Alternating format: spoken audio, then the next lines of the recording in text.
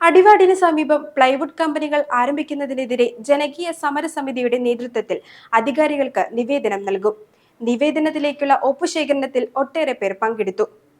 അടിവാട് ടൗണിന് സമീപം നിർദ്ദിഷ്ട കുടിവെള്ള പദ്ധതിയോടും ജനവാസ മേഖലയോടും ചേർന്ന് പ്ലൈവുഡ് കമ്പനികൾ ആരംഭിക്കാനുള്ള തയ്യാറെടുപ്പ് നടക്കുകയാണ്.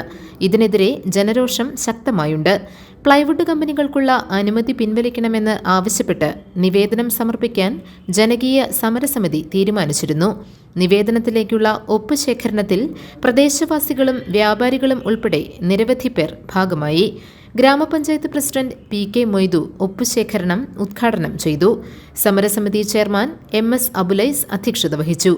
MP Shoukath Ali, Nizamul Ismail, NK Muhammad, OE Abbas, Imam Jabir Baqavi, MM Backer, MS Aliyar, MM Aliyar, CH Muhammad, MM Abdul Rahman, KK Ashraf, Mydeenkutty Thuruthel, VM Aliyar തുടങ്ങിയവർ നേതൃത്വം നൽകി.